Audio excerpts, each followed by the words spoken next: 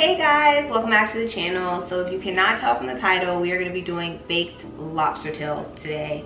I love making this dish. I've been doing it for a few years. It's so easy. Honestly, the hardest part about making this is trying to butterfly the lobster tails. Once you get that done and you get it perfected and get it out the way, the rest is so easy. Some of you guys saw the how we met that I did with Lonnie, and I was telling him about the date that I did with the guy with like steak and lobster kind of stuff, and Lonnie was like, ooh. And y'all were in the comments like, you didn't make that, you bought it, rah rah. Well, I'm here to show you now how to do baked lobster tails. Let's get into it. So the ingredients and supplies that you need for this is very simple. You just need some scissors, a brush, a baking sheet lined with foil, some butter, and a dish to put it in, the amount of lobster tails that you're going to cook, and you're going to need paprika, black pepper, salt, garlic, parsley flakes, and you can alternate. If you don't want to use garlic powder, you can use actual minced garlic.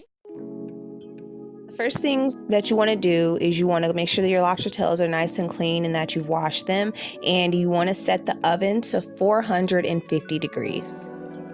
When butterflying lobster tails, you want to make sure that you're cutting in a straight line down the middle and that you're not cutting past the fin. You just want to make a straight line down the tail all the way to the fin. This is important for when you're trying to pull the meat out of the shell. These lobster tails are only 4 ounces, and smaller lobster tails are very hard to butterfly compared to larger ones.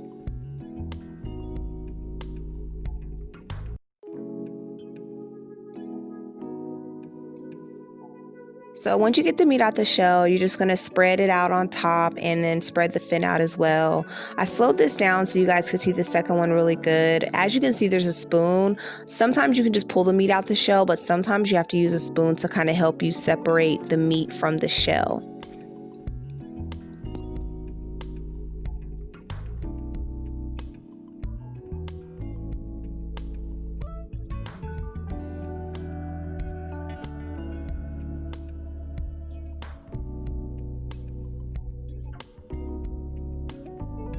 So here you want to crack it down the middle, and basically it's almost cracking it all the way like you're trying to break it in half, but without bending the bottom. And then again, like I said, sometimes you need a spoon to help you. You just take the spoon and you can go in and you can see where the spoon is separating the red part of the meat from the shell.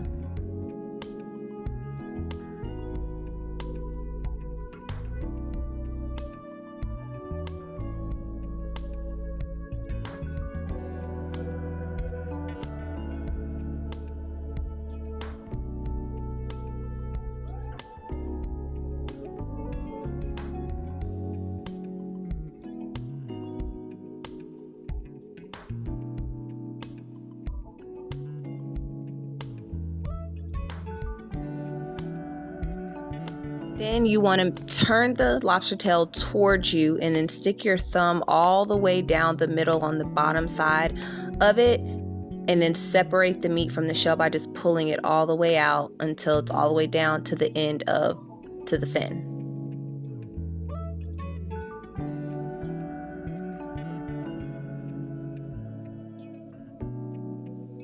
One thing that I do is I go in and I wipe all of the meat off the top. I use the brush to get off any shell fragments that may have gotten on there when you were cracking it. Sometimes little pieces can get on there.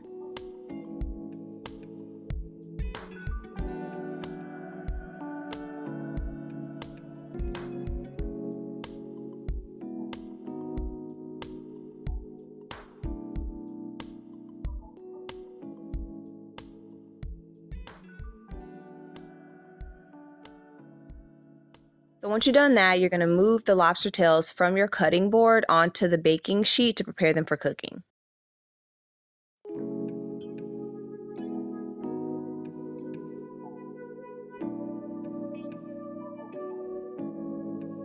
Once you've done that, you're just going to add just salt and pepper on the tops of the lobster tails.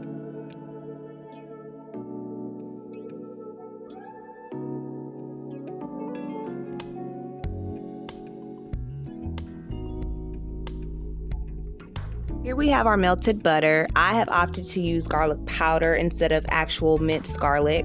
We're going to add some paprika, some parsley flakes, and we're gonna stir it up so all the ingredients mix together.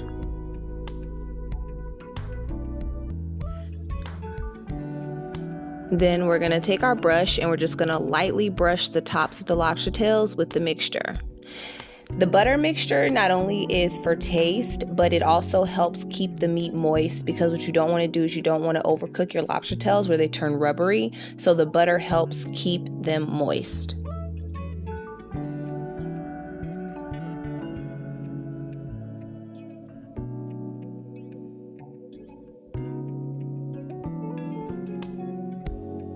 We're gonna pop these babies in the oven for about 8 to 12 minutes. The time depends on how big your lobster tails are.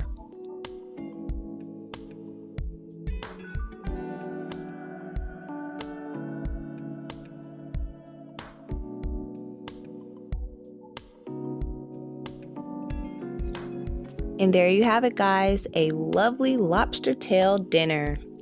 Thanks for watching. Bye.